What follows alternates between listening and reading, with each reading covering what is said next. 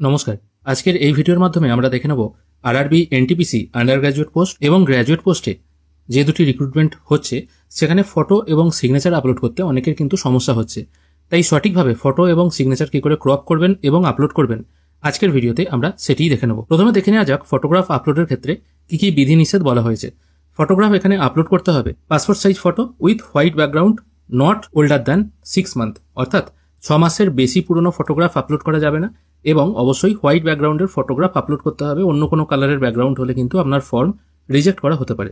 Photo size হতে হবে 35 millimetre into 45 millimetre, অথবা যারা পিক্সেলে কনভার্ট করবেন তাদের ক্ষেত্রে 320 ইন্টু 240 পিক্সেল এখানে সাইজ বলা আছে। ফরম্যাট হবে জেপিইজি বা জেপিজি ফরম্যাটে। ফাইল সাইজ হতে হবে 30 থেকে 70 কেবির মধ্যে। মোবাইল ফটো বা সেলফি টাইপের ফটো রিজেক্ট হবে। মাথায় টুপি এবং চোখে যদি সানগ্লাস থাকে এই টাইপের ফটো কিন্তু আপলোড করবেন না। তাছাড়া মুখে মাস্ক, মুখে ছায়া পড়েছে এরকম ফটো বা জুয়েলারিতে ভর্তি আছে এরকম টাইপের ফটো কিন্তু আপলোড করা যাবে। আর যদি কোনো ক্যান্ডিডেট কন্টিনিউ চশমা পরে থাকে, চশমা পরা ফটোগ্রাফ চলবে, কিন্তু চশমা পরা ছবিটা এমনভাবে তুলতে হবে যেন আপনার চশমায় কোনো রকম রিফ্লেকশন না আসে, অর্থাৎ চোখ দুটো যেন পরিষ্কারভাবে বোঝা যায় এরকম ফটোই কিন্তু আপলোড করতে হবে।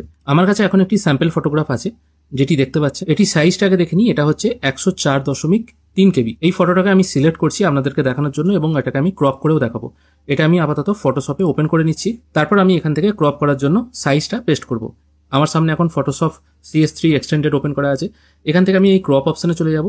এখানে যে দৈর্ঘ্য প্রস্থটা দিতে হবে সেটা আমি এখানে আগে দিয়ে দিচ্ছি। এবার আপনাকে আগে ঠিক করতে হবে আপনি মিলিমিটারে করবেন না পিক্সেলে করবেন। আমি আপাতত এটাকে মিলিমিটারেই রাখছি। পিক্সেলের ক্ষেত্রেও একই নিয়ম। আমি আপাতত ওয়াইডটা 35 mm রাখছি আর হাইটটা 45 mm রাখছি। আর রেজুলেশনটাকে আমি বাই ডিফল্ট এটাকে 300 রাখছি। আর এটা পিক্সেল বাই ইঞ্চি হবে, এটাকে কিছু চেঞ্জ করার দরকার নেই। মোটামুটি এটা হচ্ছে ফরম্যাট। যদি পিক্সেলে করতে চান পিক্সেল করতে পারেন, একই ব্যাপার, দুটোর মধ্যে কোনো পার্থক্য নেই। তারপর আমি ক্রপ টুলটার মাধ্যমে আমি এই ফটোটাকে ক্রপ করে নিচ্ছি। মোটামুটি এরকমভাবে, মানে ফেসটা যেন 80% থাকে এই হিসাবে আমি ক্রপ করার চেষ্টা করছি। দেখুন এটাই মোটামুটি ফেসটা পরিষ্কার আসছে এবং তার থেকেও বড় কথা কান দুটো যেন পরিষ্কার দেখা যায় এটা রাখার চেষ্টা করবেন। মোটামুটি এখানে ক্রপ হয়ে গেছে। তারপর আমি এন্টার প্রেস করছি। দেখুন ছবিটা এখানে রেডি হয়ে গেল। এরপর আমাকে ছবিটা সেভ করতে হবে, সেই জন্য ফাইল অপশনে এসে সেভ অ্যাজ করব।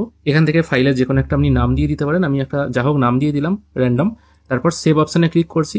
এবার এখান থেকে আপনাকে দেখুন প্রিভিউ দেখাচ্ছে 67.5 কেবির মতো হচ্ছে। এটাকে আমি আরেকটু ছোট করে দিচ্ছি। এটাকে আমি 58.4 করে ওকে করছি। নতুন যে ফাইলটা সাইজ হলো সেটা দেখতে পাচ্ছেন 39.6 কেবি হলো, অর্থাৎ এই ফাইলটি কিন্তু আপলোডের জন্য উপযুক্ত। এবার রেলওয়ের যে ফর্মটি আছে সেই ফর্মটি যখন আপনারা ফটোগ্রাফ সেকশনে চলে আসবেন, মানে আপলোড সেকশনে চলে আসবেন, ওখানে আসার পর যে ফাইলটা আমি সিলেক্ট করলাম সেটা এখানে আমি চুজ করে ওপেন করে নিচ্ছি। ওপেন করার পর এখান থেকে দেখতে পাচ্ছেন মোটামুটি সবকিছু ঠিকঠাকই আছে। যদি ভুল মেজারমেন্ট হয় তাহলে কিন্তু আপলোড নেবেই না।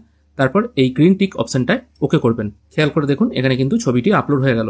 যদি দেখা যায় আপনার কাছে কোনো এমন ছবি আছে যেটার মেজারমেন্ট ঠিকঠাক নেই, সেক্ষেত্রে আবার ওপেন করবেন। এখানে যেমন প্রথম যে ছবিটি ছিল সেটার মেজারমেন্ট গন্ডগোল ছিল, এই ছবিটা আমি সিলেক্ট করার চেষ্টা করছি। দেখুন এখানে দেখিয়ে দিচ্ছে ছবির সাইজ ঠিকঠাক নেই, সেই জন্য এটাকে আপলোড করা যাবে না। সিগনেচার আপলোডের ক্ষেত্রে জিনিসটা আমরা দেখে নিই। কালো কালি অথবা নীল কালিতে আপনাকে সই করতে হবে।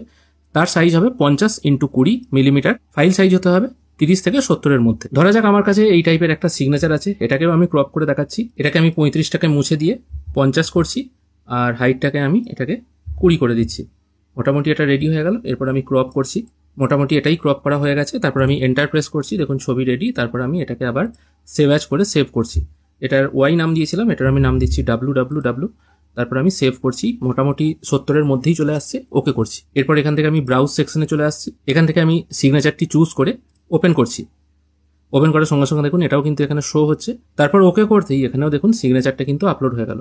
তার মানে ফটোগ্রাফ এবং সিগনেচার আপনারা যদি সঠিকভাবে ক্রপ করেন তাহলে আপনারাও কিন্তু খুব সহজে এই কাজটি করতে পারবেন। এটা কিন্তু কোনো ভয়ের ব্যাপার নেই। আশা করি আপনাদেরকে বোঝাতে পারলাম কি করে আপনারা রেলওয়ের এনটিপিসির ফর্ম ফিল আপ করার সময় ফটোগ্রাফ এবং সিগনেচার সঠিক মাপে ক্রপ করবেন। আশা করি আজকের এই ভিডিও আপনাদের ভালো লেগেছে। যদি ভালো লেগে থাকে অবশ্যই একটি লাইক করবেন। ভিডিও দেখার জন্য অসংখ্য ধন্যবাদ। ভালো থাকবেন।